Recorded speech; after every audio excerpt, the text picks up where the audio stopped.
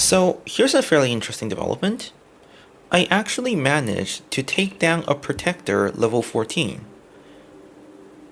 And that was actually the hack done by Sihyeon, who is somewhat of a min-maxer, and they have hacked me successfully several times in the past. But this time I actually managed to make them not get the triple triangle. But before we jump into the replay, let me just show you what I changed about my base that sort of allowed it to happen.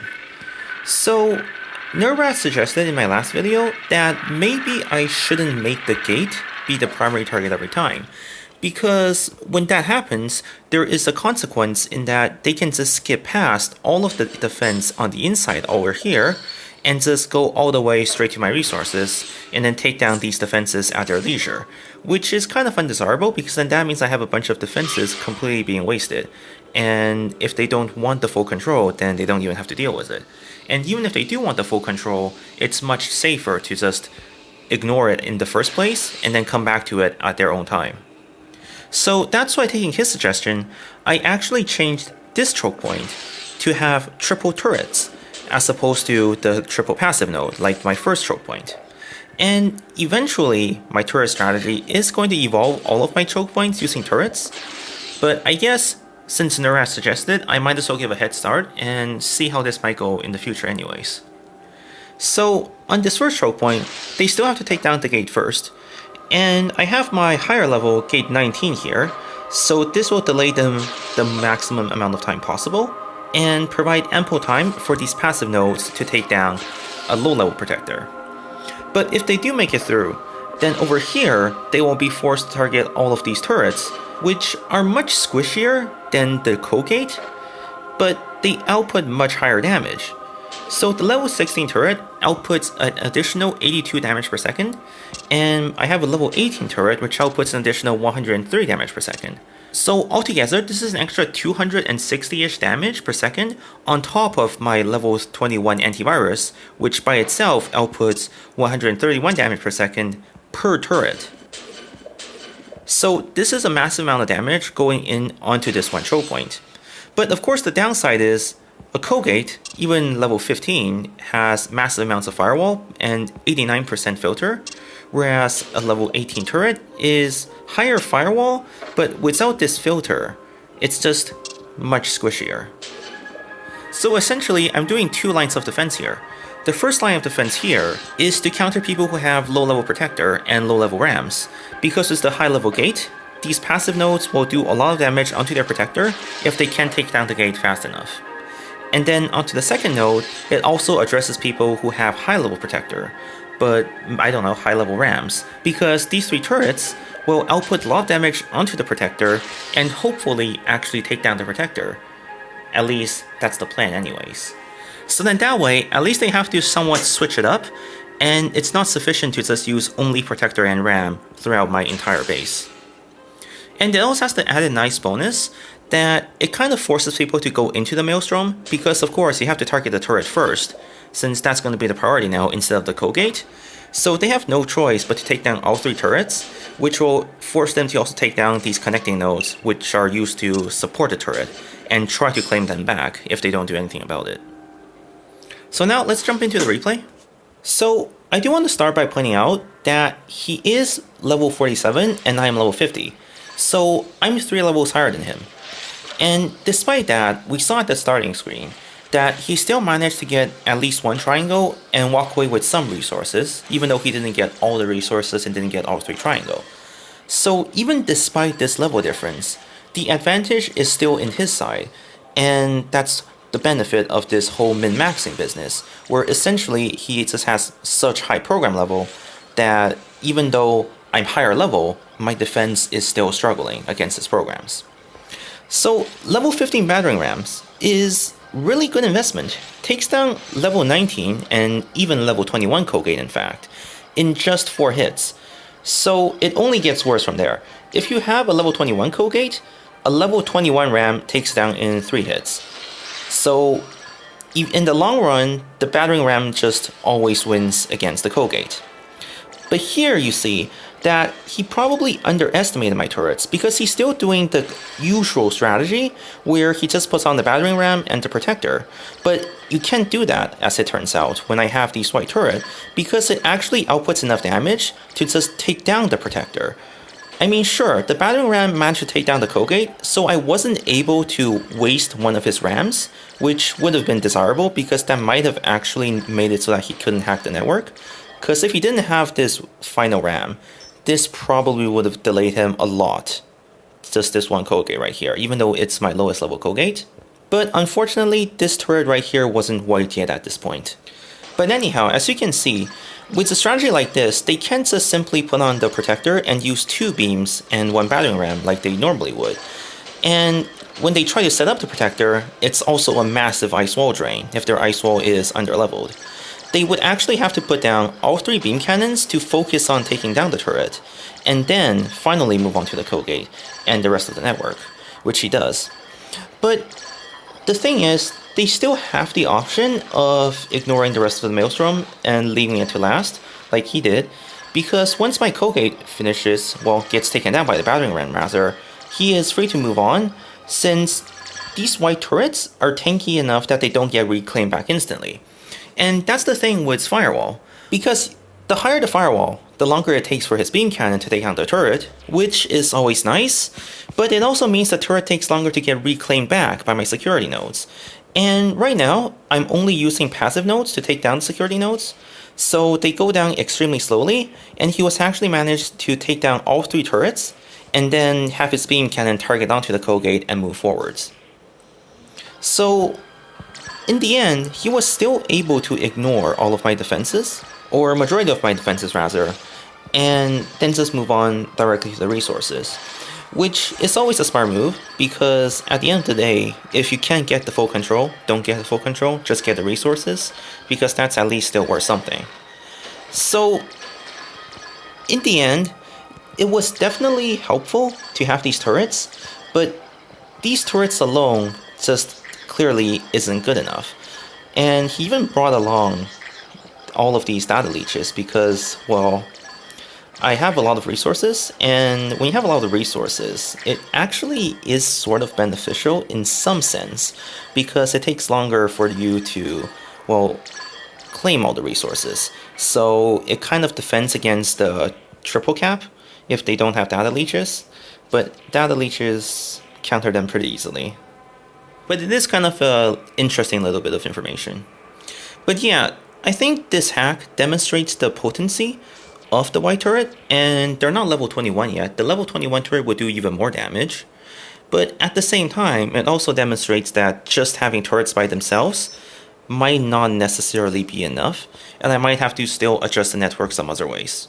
Now, the most obvious adjustment in response to that is probably to level this Colgate, because we saw that he was using the battering ram to take down this Colgate first, and on a lot of people's first attempt, they might do the same thing. But if they do that, and this was say a level 19 plus Colgate, then they would probably end up wasting the battering ram, because 4 hits would be about enough time for the turrets to take down this one choke point protector. For protector level 14 and under at least, from what we saw. But of course, we have to also consider other possible strategies. For example, shurikens. Now, stealth is always a smart move, saves a lot of time, if, well, you don't care about compilation time. But, of course, most people do care about compilation time, so this strategy is rare. But the idea here was that this scanner is supposed to be high enough level so that they can only take down this one Colgate, so it justifies this Colgate being a slightly higher level, because they wouldn't be able to wraith this Colgate if the scanner was like 19 plus. But I just never got around to it, because I only upgrade the scanner as needed, so as of it, it's still level 13. Now, TheLurkingRage started using shurikens after Yopi did it, I guess, and shurikens is really starting to become kind of the new meta soon. I mean, beams is still very popular, but I'm seeing more and more people starting to use shurikens, so in the near future, it could very well start to be a thing that you have to consider defending against. And shurikens is just a really major problem against defense styles like this, because look, you can just really easily take over the passive nodes, and then you don't have to worry about the antivirus. So when you have shurikens, you can have even a higher leverage for error, because unlike beams, shurikens actually would reduce the amount of damage the passive nodes can deal. And in doing so, he was also able to skip past the Colgate and the choke point and attack my turrets directly from individual nodes in the maelstrom. So, for example, he was able to attack my turret by putting shurikens on this node, as opposed to having to deal with all 3 turrets from this node. So already he is reducing the amount of damage the turrets are dealing, and it just so happens that in doing so, even his level 13 protector, which is actually quite a bit weaker than level 14 protector because of how the program scaling works, the higher the level, the faster they scale exponentially. But his protector wasn't at threat of dropping at all, and that's just because of his shurikens. So shurikens being primarily an offensive node actually has a very interesting defensive effect because of this, since you are taking down multiple nodes at the same time.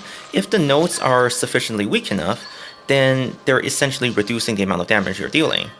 And I would think that originally, the way the developers intended shurikens to work was that you would actually take more damage from shurikens because, well, you're attacking multiple nodes at the same time. But since shurikens deal almost the same damage as beams, like a level 19 shuriken is almost the same as a level 18 beam, and level 21 shuriken is actually a bit higher than level 20 beams. They're able to take down all of the nodes fast enough that it's actually a damage reduction to use shuriken, as opposed to a damage increase. Because I think it would make more sense if maybe it was a bit slower, like if you're using shurikens, then you're attacking all the nodes at the same time, then they should go down slower, but instead they go down almost just as fast. So there's that bit of thing as well. But anyhow, we saw here that use of shuriken, I would say, is still a lot more of a con with my maelstrom than it is a pro, because it seems to me that the ability to target down even one turret really quickly just far outweighs all of the effort gone into making the maelstrom. And it seems like the maelstrom just ends up hurting me more than it helps, because if they weren't able to just skip, well, and take down one of these turrets, then at least they would have to deal with all 3 turrets on this choke points, but as a result, he only had to deal with these 2 turrets instead. And once again, these nodes just don't get reclaimed back fast enough, and even if they do get reclaimed back, because of the fact that the antivirus takes time to reload, which I briefly mentioned in my last video, they aren't able to instantly refire onto this node. And that extra 1 second sometimes just means they get taken back instantly, further making shurikens even more powerful. But that's why, with turrets, hopefully, if I could do something like putting all 3 turrets onto this node, then I don't have the same problem of the passive nodes being weak to shurikens, because, well, with turrets, either beam cannon or shurikens have to take them down. So then instead of having to consider 2 forms of defense, I could just consider a single form of defense, because the priority would be the same regardless of whether they're using shurikens or beam cannons. At least that's the idea anyway, but I'm still leveling more of my turrets, and once they're higher level, then I will do turrets on all of my choke points and see how it goes. And I also want to take a look at this guy's attack from Taiwan. So we can tell from his loadout right away, with 13 shockers but only 12 ice walls, this is going to be a very shocker heavy attack. And that's exactly how it is. And shocker is probably going to be the third thing to defend against. First is beam, and then second is shurikens. And shocker could be either beams or shurikens, but just by having shockers instead of having a lot of ice wall and protector, it changes the dynamics quite a bit as well. Because obviously shockers pretty much disables all the nodes so that they can't attack you, but at the same time, they also make it so that you can take down the nodes a lot faster even if your protector is quite low. So we saw from Sihyeon's attack that level 14 protector drops pretty quickly to, well, 2 white turret and 1 brown turret. But shockers, well, they don't have defenses the same way protectors do. They just disable the node in, well, what's the word? Indistinguishably, I think? So, regardless of how much damage my turrets could be doing, shockers just say they get disabled for some seconds depending on the shocker level. But even if they were level 21 turrets, they would still get disabled the same way. So that's one of the main reasons Shockers are so powerful, because higher level nodes doesn't make the lower level Shockers less powerful. The Shockers always disable the same amount of time, no matter what nodes is disabling. And so, as a result, despite these white turrets, and him having actually lower level protector, but because of his higher level Shocker, he was able to just disable all the Shockers, focus all of his beam cannons onto the turret, and take down the turret really quickly. And that's another problem with the turrets by themselves, right? Is that, well, compared to the Kogan at least, turrets are actually rather squishy.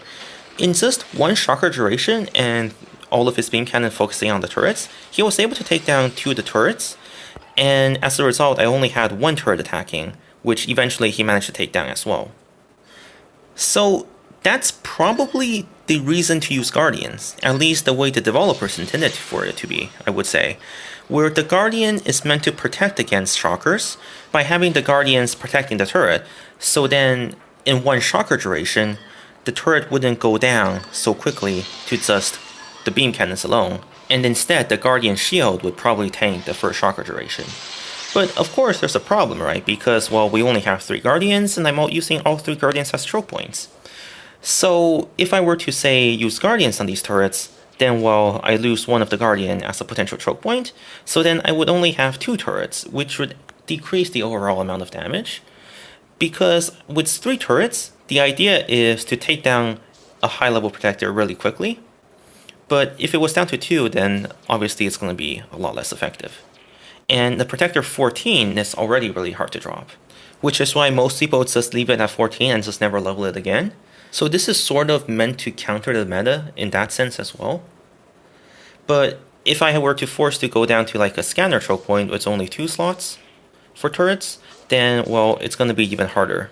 Now, he did mess up a bit, and he removed the protector by accident, so as a result, he wasn't able to get all of my resources in time because of a bit of a delay in having to reset with the protector, setting up the battering ram, and taking down the core and all. So he did manage to get the core, but not all of my resources. But nonetheless, we can still see that if he didn't mess up, the Shocker is definitely a pretty huge threat. And so what I was thinking of is probably to change this choke point, because this choke point doesn't really do much. It's not the most effective choke point. I mean, if the protector is, say, lower than 13, then these 4 nodes could potentially take down the protector. But it rarely happens. Usually they have Shockers, and if they don't, then they usually have a higher level protector. And people who have low level protector rarely make it here in the first place. So I might repurpose this one choke point into a Guardian that protects the turret, and then connect these resource storages some other way. But that would be way later, because first I have to finish leveling all of my turrets first.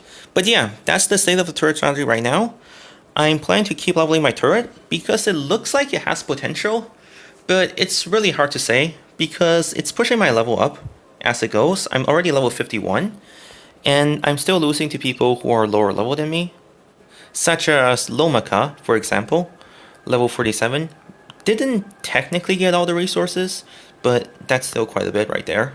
And the thing is, if I do mess up, then, well, I'm pretty much screwed forever, since after all, level inflation is a pretty big deal, and there's no way to down level or undo what you did. But at the end of the day, might as well try something new, right? Since everybody have been saying that defense is impossible at high level. So if everyone already says it's impossible, then no reason to do what everyone else has been doing, since they already are saying that it doesn't work. I mean, it makes sense if you think about it. And I guess that's it for this video. So thank you for watching, and if you liked the video, then please be sure to leave a like and subscribe. If you have any comments for ways I can improve, then please leave a comment, and I'll see you next time. Thank you.